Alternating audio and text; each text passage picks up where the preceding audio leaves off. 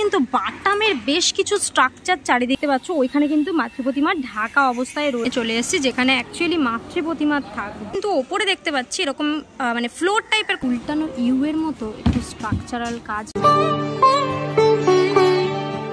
Hello বন্ধুরা, তো কেমন আছো তোমরা সবাই? আমি আজকে চলে এসেছি তোমাদের জন্য আরও একটা নতুন ভিডিও নিয়ে।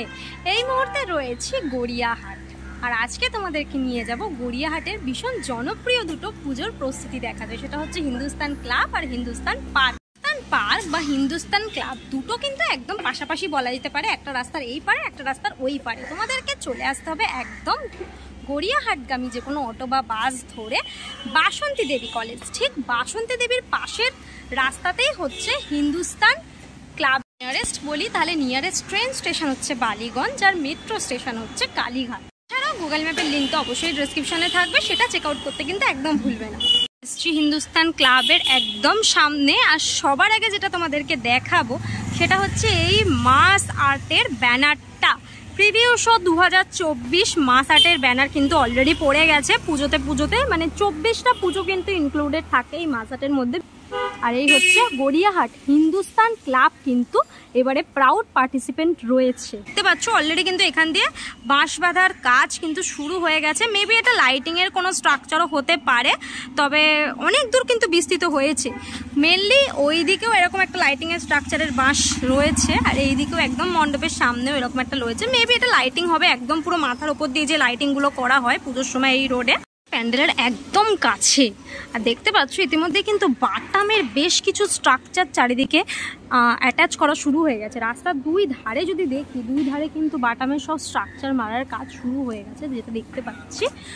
দেখো এই যে পুরো টোটাল ওপর দিয়ে কিন্তু স্ট্রাকচারের কাজ শুরু হয়ে গেছে দুদিকে, এদিকেও রয়েছে এদিকেও রয়েছে। কাছ থেকে যদি বিষয়টা তোমাদেরকে দেখাই তাহলে দেখো বাটামের কাজগুলো ঠিক এই রকম ভাবে স্ট্রাকচারগুলোকে করা হয়েছে, এরকম ডিজাইন দিয়ে পরপর কিন্তু লাইন দিয়ে রয়েছে।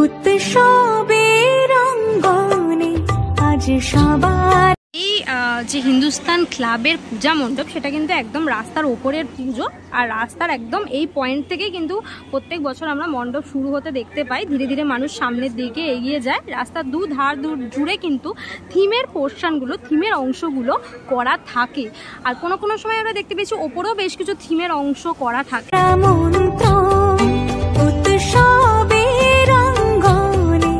দেখাই তোমাদের এদিকে কিন্তু এরকম বেশ কিছু আয়রনের রড রাখা আছে। মূল যে প্রাঙ্গণ, সেই প্রাঙ্গণের সামনে চলে এসেছি, যেখানে অ্যাকচুয়ালি মাতৃ প্রতিমা থাকবে। সেই জায়গার মণ্ডপটাও কিন্তু বেশ উচ্চতায় উঠিয়ে দেওয়া হয়েছে, বেশ অনেকটাই হাইট উঠে গেছে। কিন্তু এখন কিন্তু দাদারা সব ভেতরে কাজ করছে একসাথে কিন্তু দেখতে পাচ্ছি। ভেতরে যদিও বাঁশের কাজ চলছে, বেশ কিছু জায়গায় আয়রনেরও কাজ চলছে দেখতে পাচ্ছি। দেখো এদিকে কিন্তু বেশ কিছু রকম আয়রনের অংশ নিয়ে কিন্তু কাজ চলছে, সেই আয়রনের অংশগুলোকে দিয়ে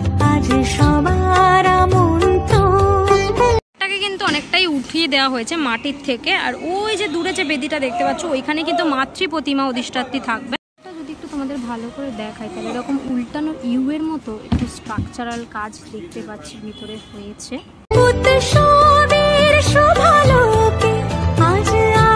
রডগুলোকে এই যে বেঁকানো হয়েছে কিন্তু এই মেশিন দিয়ে, দেখতে পাচ্ছ এরকম ভাবে দুজনে মিলে কিন্তু রডগুলোকে বেঁকানো হচ্ছে। এই মেশিন কিন্তু বাঁশ কাটা হচ্ছে মাপ করে করে সব।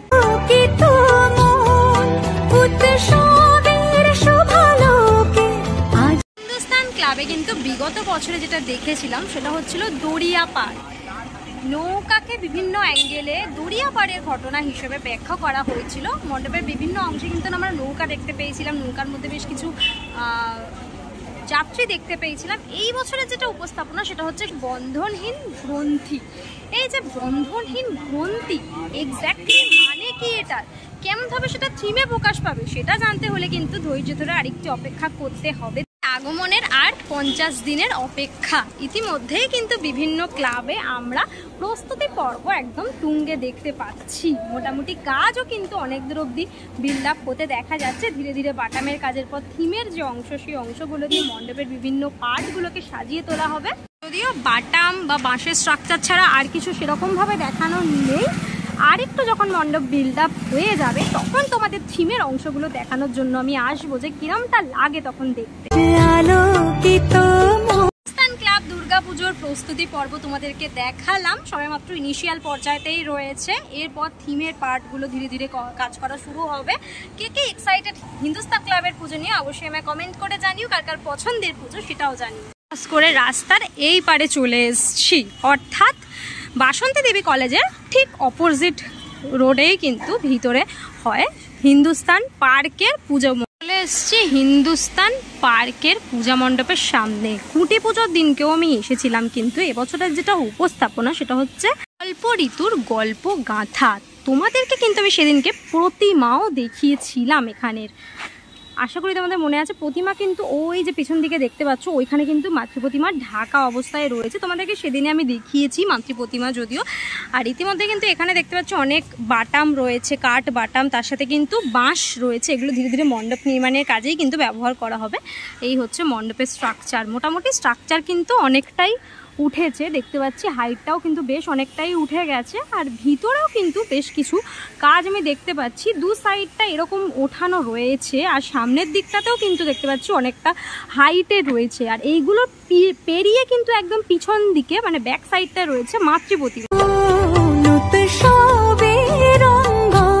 অ্যাজ ইউজুয়াল এই পুজোটাও কিন্তু একদম রোডের ওপরের পুজো, একদম ওপেন এরিয়াতে পুজোটা হয়। আর তার জন্য কিন্তু সাইডে একটা অংশ খালি রাখতে হয়, যেখান দিয়ে গাড়ি পারাপার বা লোকজন যাওয়া আসা করতে পারবে।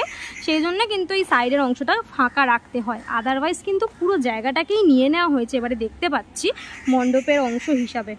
স্ট্রাকচারটা কিন্তু এবারে একটু অন্য ধরনের দেখতে পাচ্ছি, প্রতি বছরের মতন কিন্তু নয়, অনেকটাই আলাদা করে কিন্তু বিষয়টাকে করা হয়েছে। যেহেতু পুরো সাইডের অংশটাকেও কিন্তু ইনক্লুড করে নেওয়া হয়েছে। এই যে এরিয়াটা, এই এরিয়াটা কিন্তু প্রত্যেক বছর আমরা ফাঁকা থাকতে দেখি, কিন্তু এই বছর কিন্তু দেখতে পাচ্ছি পুরো টোটাল অংশটা নিয়েই কিন্তু মণ্ডপ সাজানো হচ্ছে।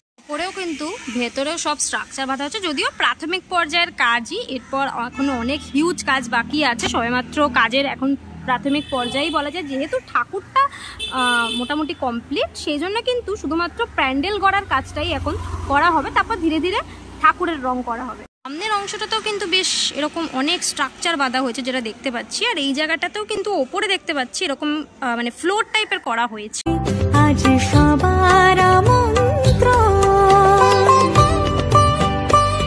হিন্দুস্তান পার্কে বিগত বছর আমরা একটা অন্য ধরনের কাজ দেখেছিলাম। এই বছরে কিন্তু সেরকমভাবেই মলয় শুভময়দার হাত ধরে কিন্তু সেজে উঠবে হিন্দুস্তান পার্কের পূজা মণ্ডপ। খুঁটি পুজোতে উনি বলেছিলেন যে একটা কল্পিত ঋতুকে কোনোভাবেই এখানে বোঝানো হবে।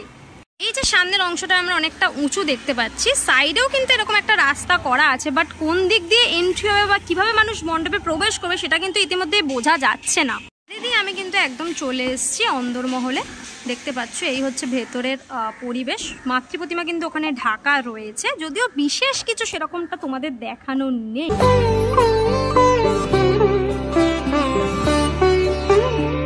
তোমাদের দেখাই এই যে সাইডের পোর্শনগুলো, এখানে কিন্তু এই যে বাটামের কাজ, সেই বাটামের কাজ কিন্তু দেখতে পাচ্ছি বাঁশের উপর অলরেডি স্টার্ট হয়ে গেছে। তোমাদেরকে মণ্ডপের বাইরে এবং ভেতরে সমস্ত অংশটাই দেখালাম, যদিও বিশেষ কিছু দেখানোর নেই, সবেমাত্র প্রাথমিক পর্যায়ে রয়েছে।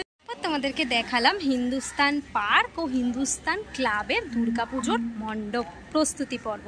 কেমন লাগলো তোমাদের এই দুটো পুজো অবশ্যই কমেন্ট করে জানিও, কার কোনটা পছন্দের পুজো সেটাও জানিও। আজকের জন্য এতটাই, দেখা হবে আবার নেক্সট ভিডিওতে। ততক্ষণের জন্য তোমার সবাই ভালো থেকো, সেফ থেকো, বাই, টেক কেয়ার।